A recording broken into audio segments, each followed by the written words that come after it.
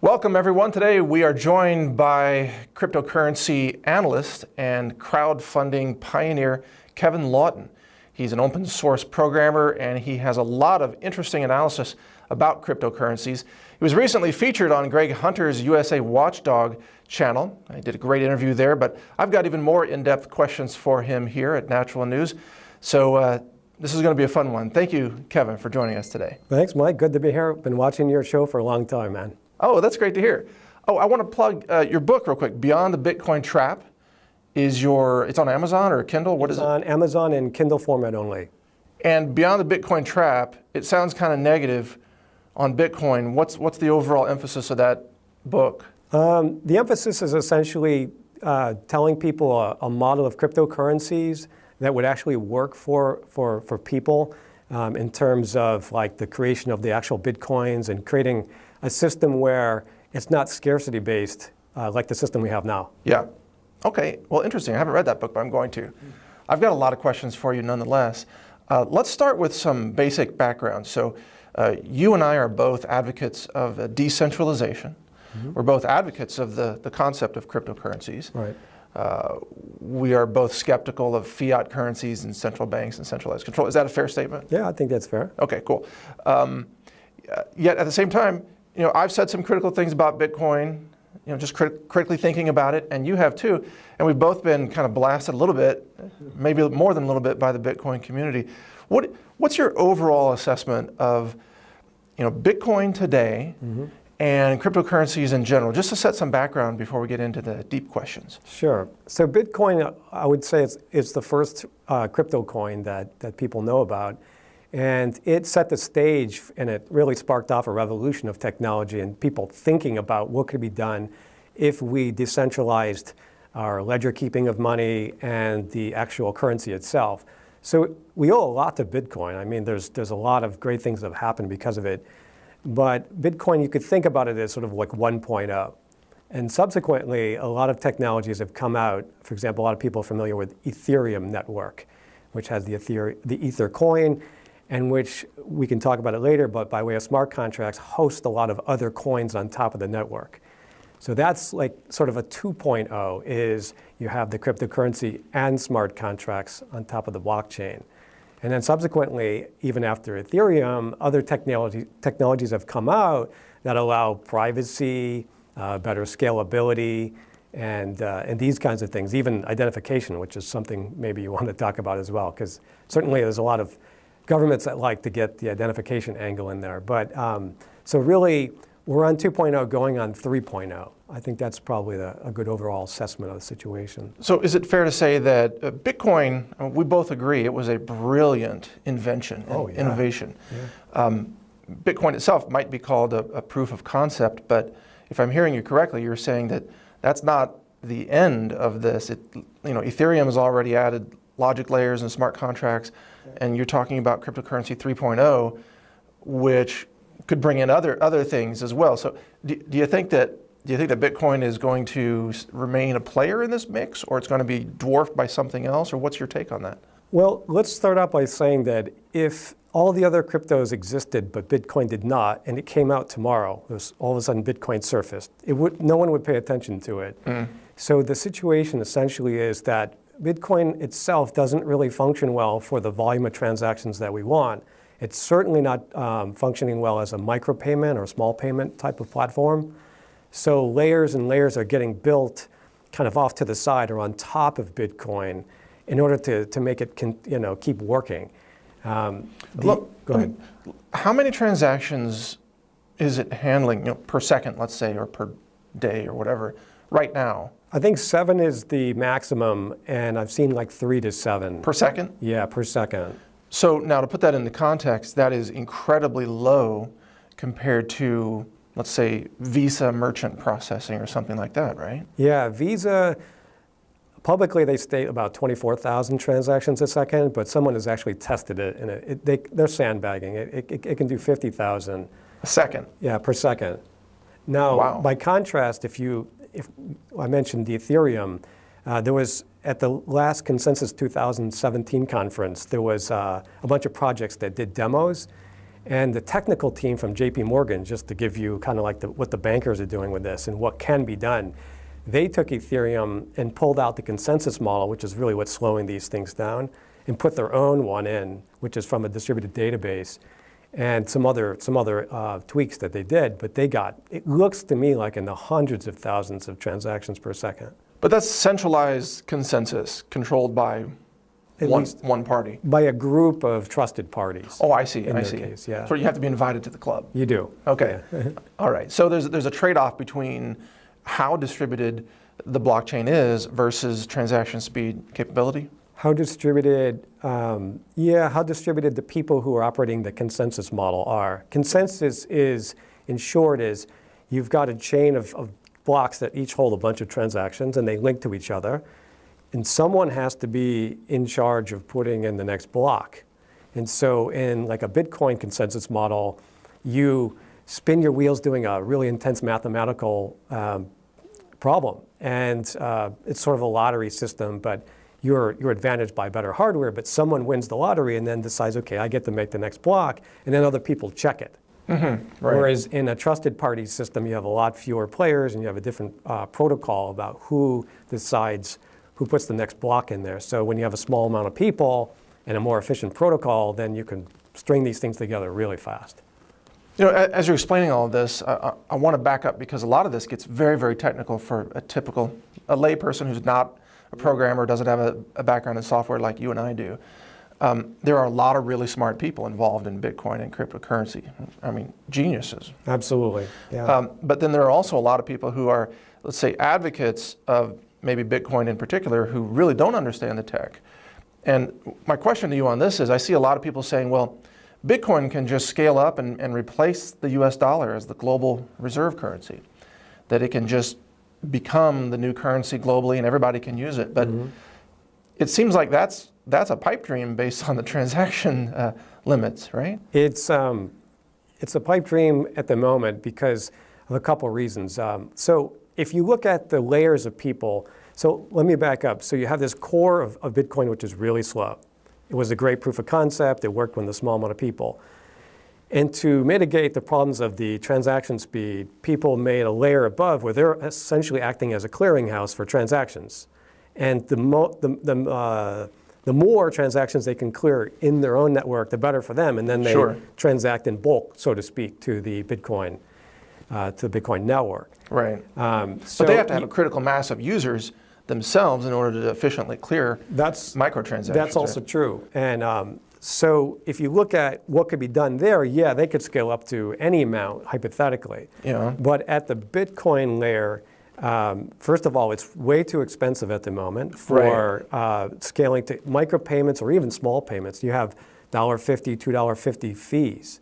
Yeah. So you're not going to send $5, right? So I was seeing that the average transaction cost right now in Bitcoin went from like $15 to $23.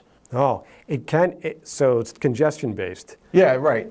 So you're in heavy trading. So here's the deal with Bitcoin fees is that let's just say that they're not overwhelmed with transactions. So the miners are going to pick up whatever transactions are out there, try to stuff them into a block and beat the other guy essentially, and then move on. When there's an oversubscription, then the miner can pick and choose which transactions he wants to put into a block. Right. So guess which ones don't go in? The low fee ones. Right. So in that case, and all of a sudden you have to really spiff the Bitcoin network to get your transaction through. So it's congestion based. Right. Seems like when Bitcoin was young and smaller, the transactions were almost free and almost instant.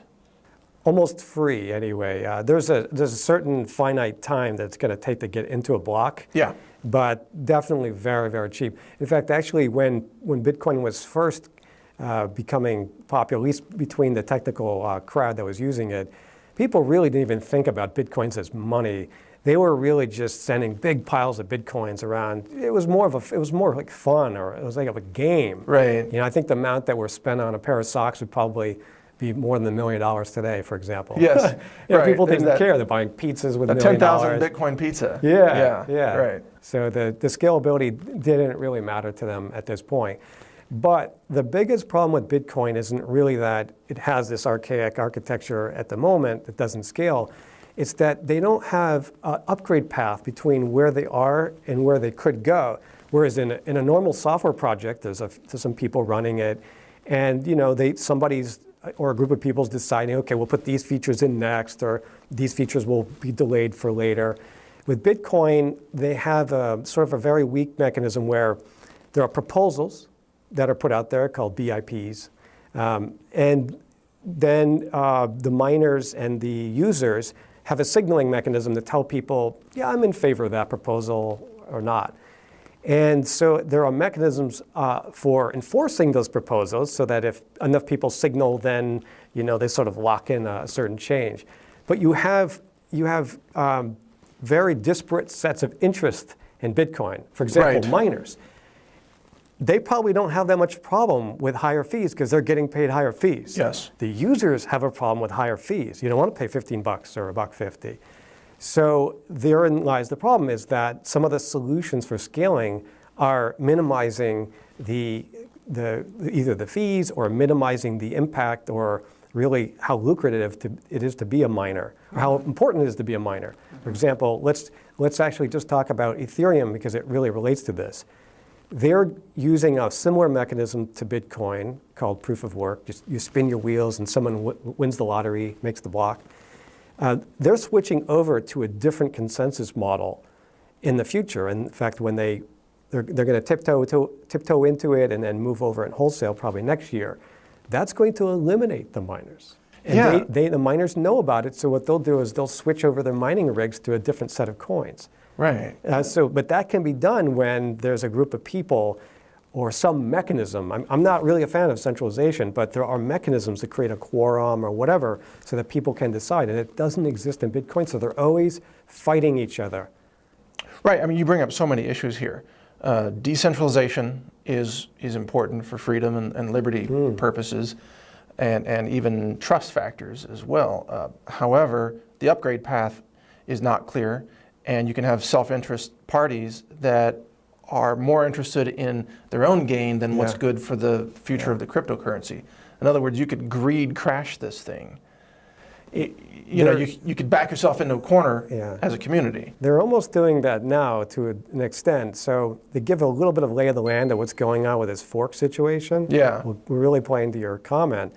There's really, if roughly I could say the camps are the developer camp, like the hardcore Bitcoin developers who really are geniuses, as you mentioned. Some of these guys, you love to have them working for you.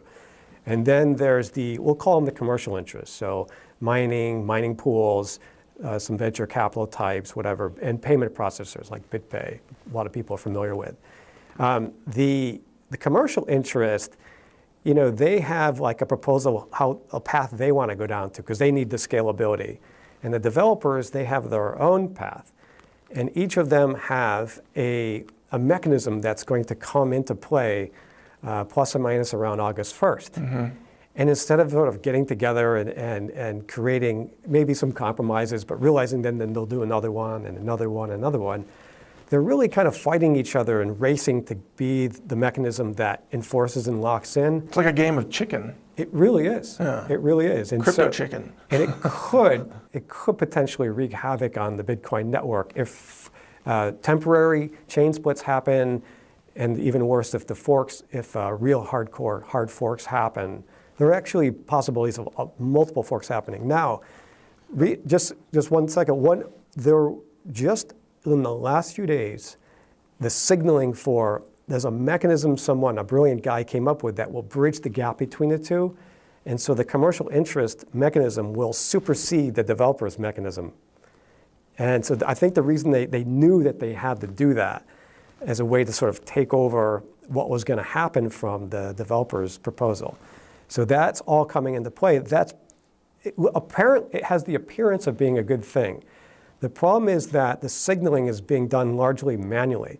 It's not the software that they're going to run that the commercial interests are proposing, to, and will be invoked soon, that actually is only at release candidate 1, and tomorrow, supposedly, the real release comes out. Oh, wow. So they're not signaling with the real release yet. They're what I call fake signaling. Wow. So in software standards world, this is really poor to take something that you've just rolled out, run it for some few days, and then have it lock in. So, well, we've seen news reports of claims that the so-called Bitcoin civil war has been averted because of this that you're mentioning. That was from Goldman Sachs, I think. Yeah, and Goldman Sachs has been suddenly bullish on Bitcoin for some reason. Right. And there are a lot of Bitcoin advocates arguing with Bitcoin critics and so on. There's a lot of animosity happening right now, both inside and outside the system. But the overall thought that occurs to me on all of this is how new this is in the history of money. Yeah. It's fascinating, it's innovative, but it's unproven. It hasn't lasted the tests of much time at all. I mean, Bitcoin has only been around for a few years. It certainly has only been well known for less than 5. Yeah. So we've never gone through this before. Yeah, I mean, besides the, let me touch on the Goldman Sachs thing, and then I'll some more topics that I have to your point. So if you looked at the last few days at one of the proposals that does this bridge so that they can sort of avoid the civil war, the price of Bitcoin exactly correlated with the signaling percentage from all the miners. I saw that. So just in the last few days, it ran up. Yes. And then Bitcoin price ran up. But I just want to caution people. I'm not trying to say that Bitcoin's going to go down, it's going to go up, but they do have to caution themselves that it's not solid yet. Right. I mean, we don't even have the actual release of the software yet that's being proposed from the commercial interest.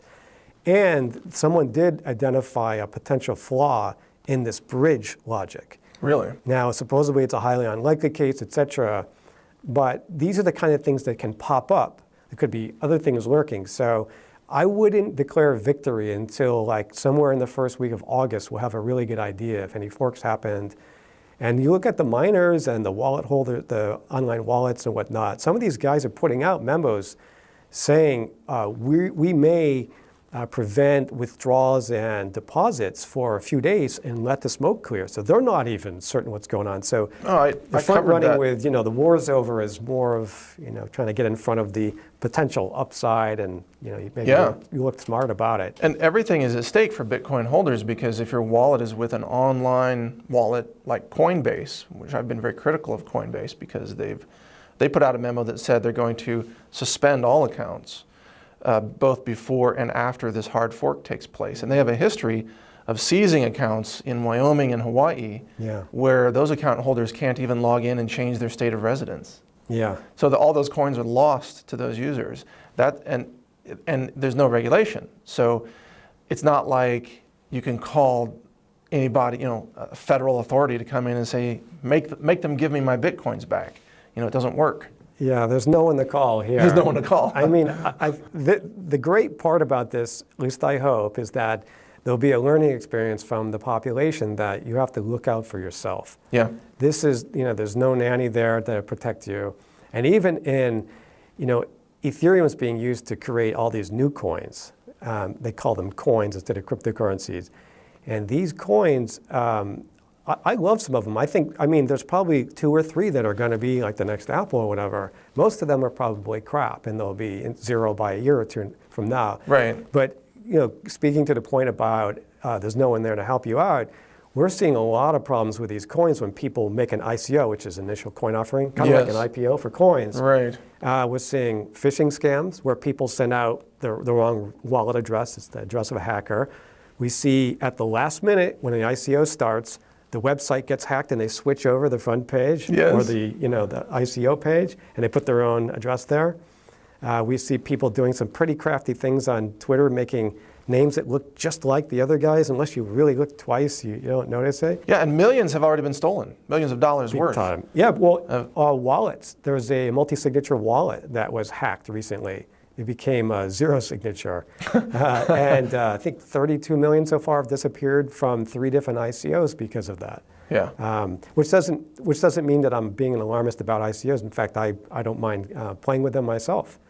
But back to the usual standards of portfolio, diversifying a little bit, not throwing in any more you can lose, and all this kind of stuff. But we're pioneering this. This really is a bit of the Wild West. Well, this is really what I love about your analysis, and one reason why I invited you for this interview, because you understand the technology. You're very much in favor of decentralization in many forms, not just currency, as I am.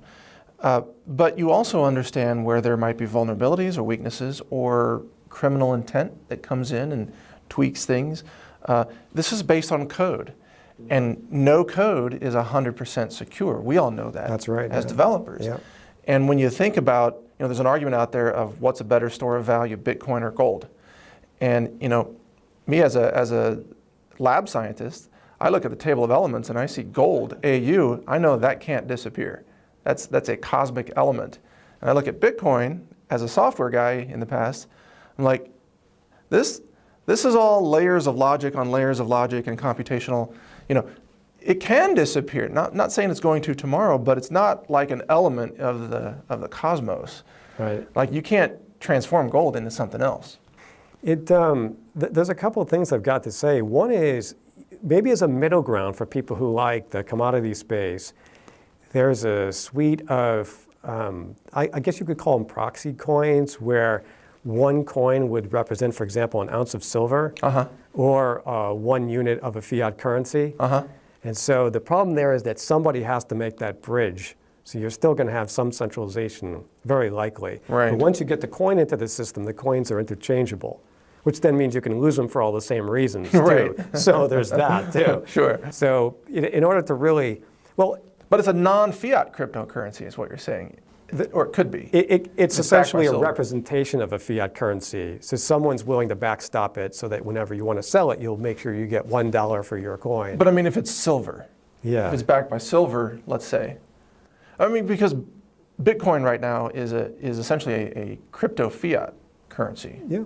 It's, in fact, actually part of the reason I wrote the book is to identify a major flaw with pretty much all the cryptos. So I don't have a problem with the miners getting spiff for doing their thing. That helps the whole network. But the way that the currency is created essentially at the miner. Yes. There's really no reason for that. If we wanted really what you're doing is you're locking yourself into the same system we were in before. So for most people, if they want Bitcoin, they have to go buy a Bitcoin. The other route is to buy some really expensive hardware that will be able to at least keep up or outgun the competition, who are running some really sweet hardware too. You can't, if you just put an old computer on it, it'll sit there and it will never make a Bitcoin. Right.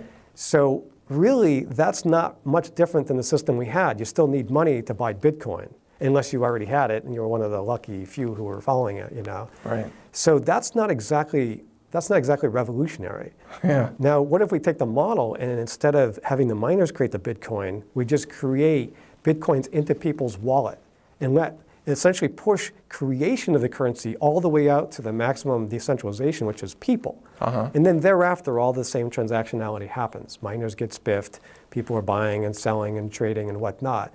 It's just that it takes away, for example, people talk about Bitcoin has a lot of mythology. Say it's decentralized, it's anonymous. It's really neither of those. It's look at where's the mining happening? Over half in China. Why? Because they have cheap power, and one of the biggest inputs is, alongside with the hardware costs, like a big GPU, and now you need an ASIC. You need a real piece of dedicated hardware that spins its wheels, doing it faster than the GPU, which was faster than the general processor. So, but that's expensive. But the power cost, I've heard people talking about how I made a couple of Bitcoin, but my power cost cost me more. Right. So it's very common. In China, it's cheap and it's subsidized. So what happens is over half the mining is happening in China. And then there's only really a handful of big exchanges, and there's only a smaller handful of people who make mining hardware. So it's not really that decentralized, not as much as we'd like it. In fact, one political decision in China would make havoc for Bitcoin. So we need to change that. Back on the power question, I have so many technical questions for you on this. One is, the Bitcoin limit is supposed to be 21 million coins. and we're at what, 16.4 million or something like that right now. Mm-hmm. The electrical costs of mining, will they be worth it after all the coins are issued just for the transaction costs? In my opinion, not worth it, no. I mean, right now, the approximate, because no one really knows, but the approximate consumption is about 600 to 800 megawatts globally. And it's anticipated to be in the thousands by 2020, probably over 2,000 megawatts. So wait, you're talking a couple of gigawatts of electricity to support the Bitcoin infrastructure. Yeah. That's unreal. Yeah. I mean, that is orders of magnitude larger than what Visa is using. That consensus model needs to go in Bitcoin. That model that forces people to spin its wheels, which is what's burning the power. Right. This is why Ethereum, a long time ago, planned the switch over. And they actually have a mechanism to make the existing system harder and harder intentionally, so it will force people to go over into the new system. But Bitcoin had no such plan because they didn't have the benefit of the hindsight from Ethereum is they actually looked at Bitcoin and said, okay, I like some of the stuff, but some of this needs to be changed. But wait a minute, has Al Gore heard about this? Because he would say that Bitcoin mining is causing global warming because of all the coal being burned in China, which is the dirtiest coal on the planet, right? Yeah. To support the Bitcoin mining infrastructure, a gigawatt of power just to handle 7 transactions a second? Yep, and it really boils down to, well, that's why the price is high. Because if you think about it, just economically, miners are going to have to, there's going to be a certain cost of running the hardware, buying the hardware, maintaining the people. Right. That's going to get translated into the fees, which means Yeah.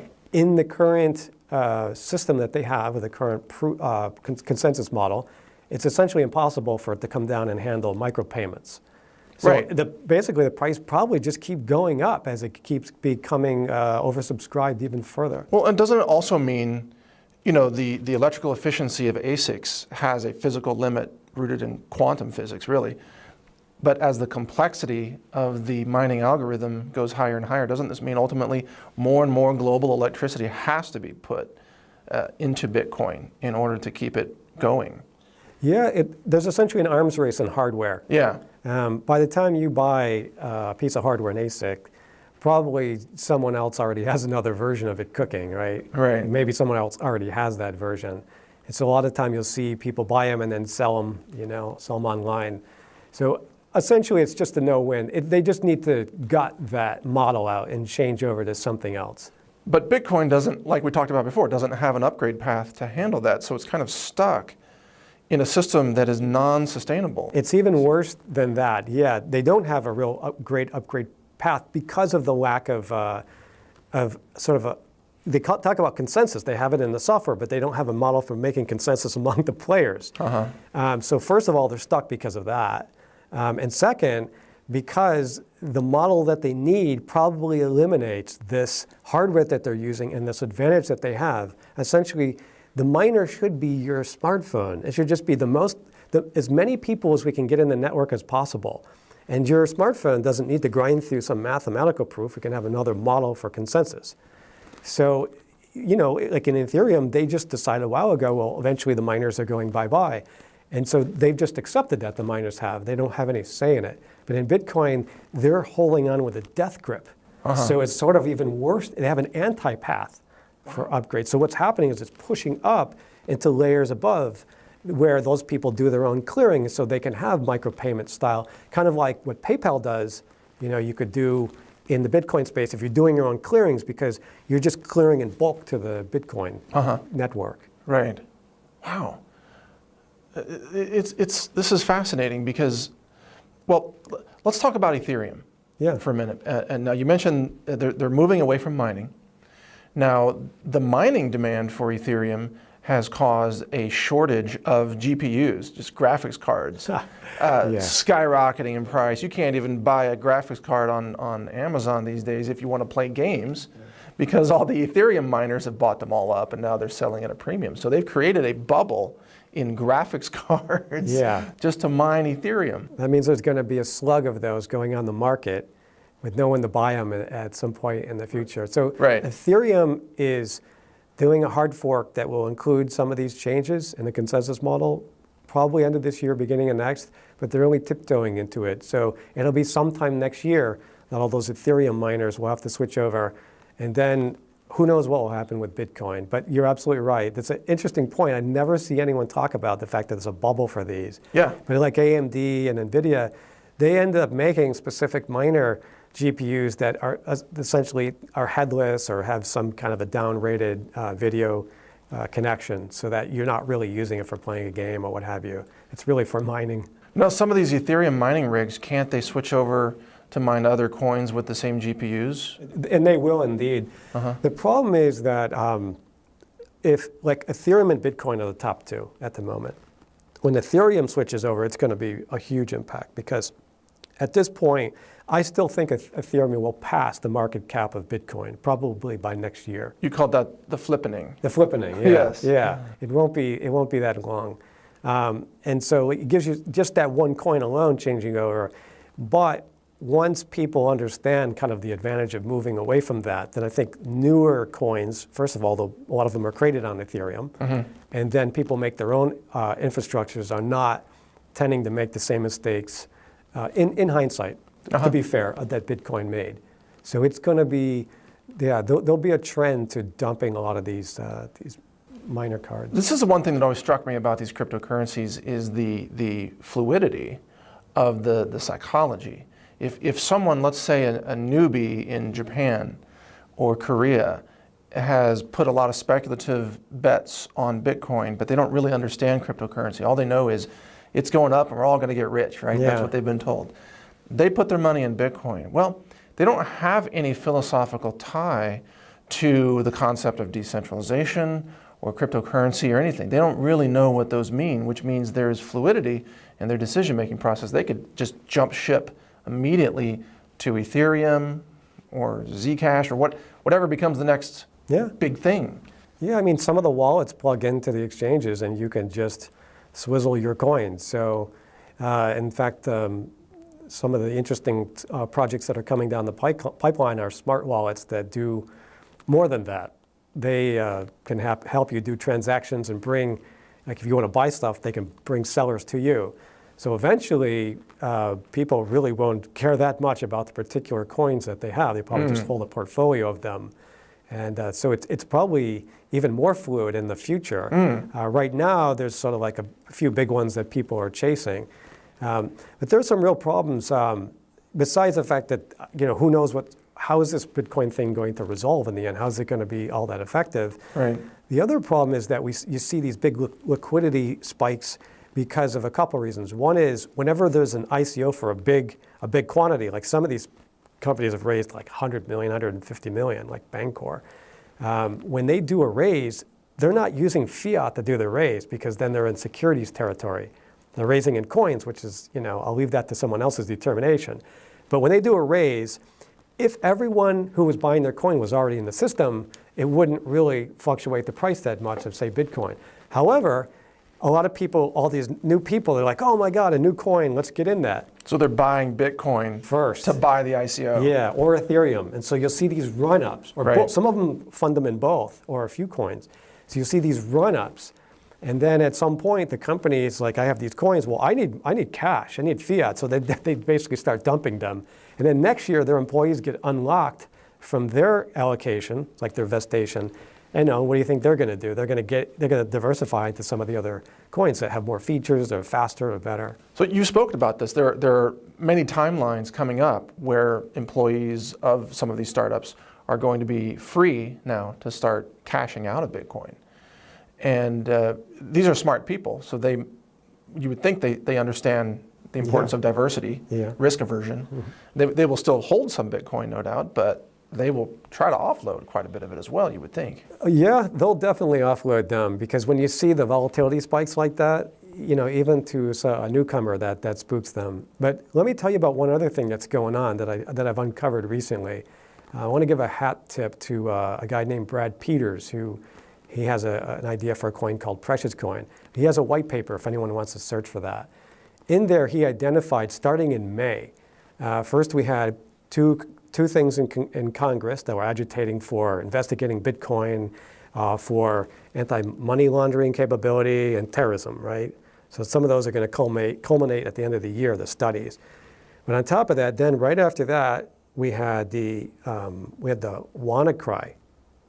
So this ransomware using Bitcoin as a currency. Which some people think was a false flag to discredit Bitcoin. You know, yeah, in fact, it was fingerprinted back to some of the tools that leaked out there identified in WikiLeaks. So it may be. I'm not claiming that. But yeah, I'm not either. It's just out there. It's out there, right? Yeah. And then all of a sudden, there was this huge run up in Bitcoin. Now, that's my analysis, but back to Brad Peters. Back in that same time frame, he identified that this thing that he calls a pulse wave attack. And so the way it works is that he'll see 5 or 10 days of solid buying of Bitcoin, and he's identified that it's sourcing from US dollar. It's not from yuan, or it's not from any other currency, euro, whatever. It's not even from other coins. It's coming from the US dollar, buying massive amounts for 5 to 10 days. And then over 3 to 12 hours, 3 short pulses of massive selling.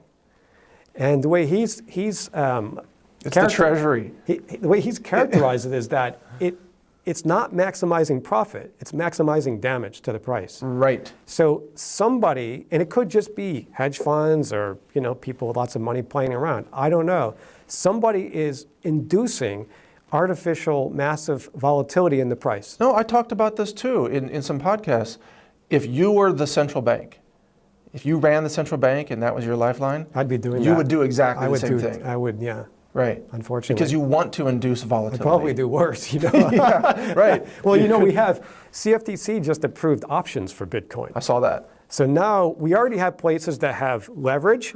Risk on top of risk on top of risk. On layers. You have leverage, you can short Bitcoin, and now we have options. Oh my God. So it's going to be playtime for people with a lot of money who want to monkey around. So that's not to say that, my theory anyway is that people who want to manipulate a price, they don't specifically create the movements, but what they do is they amplify natural movements. Right. It's a lot more efficient to do. Yeah. For example, but now, you get a situation now, a guy who doesn't know what they're doing, and they buy a put option with a strike price out of the money, or they sell a put option. Now they're getting hammered 400 to 1 on their equity. They lose their house in 2 hours. Yeah, probably at margin too. Yeah, right. At margin on top of all. Look at the flash crash in Ethereum. A lot of people don't know what they're dealing with here. Yeah. You want me to talk about that a little bit? Yes, please. So the exchanges for cryptocurrencies have not grown up to the point of some of the equities exchanges. They have safeguards built in, probably because they had some hard times before and they found out the hard way. So on GDAX, which is operated by Coinbase, perhaps not your favorite exchange. Not my favorite exchange, no. They had the situation where a big whale, which is someone with a lot of coins, came in and it was over 10 million. It might have been in the tens of millions. But anyways, it put a large sell order in. Now what happened was it quickly consumed the buy order book. And it went from like 320 to 240, but then that tripped people's, they'll have like auto sell stop orders? loss. Right. Yeah, stop loss orders. So that tripped them.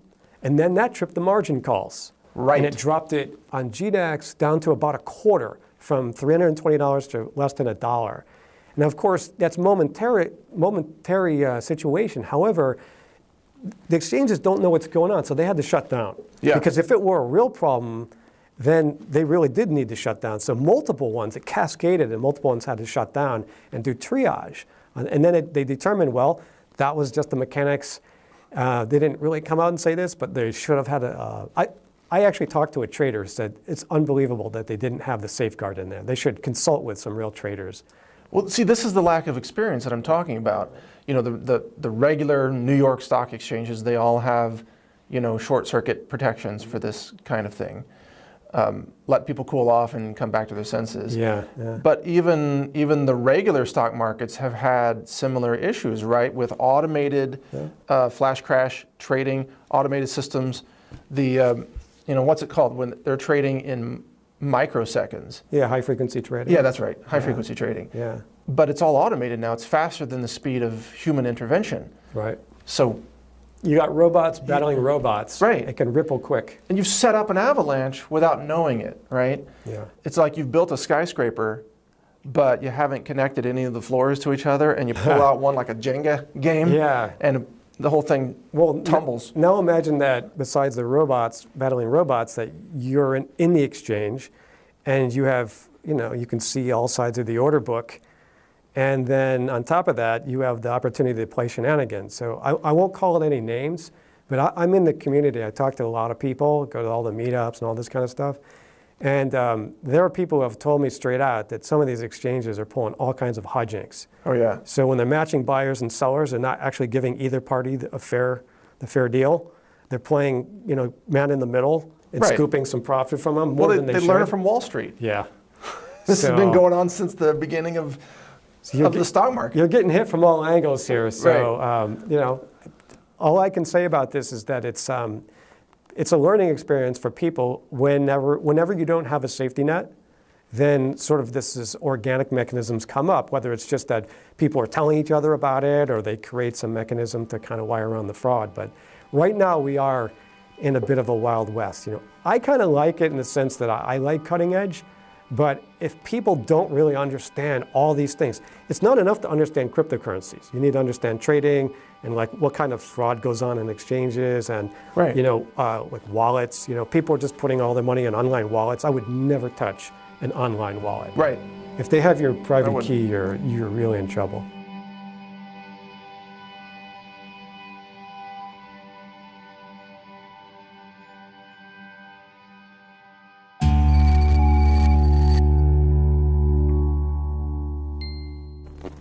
Thank you for watching. If you want to support our mission, visit us at healthrangerstore.com for the world's largest selection of lab-verified superfood and nutritional products for healthy living.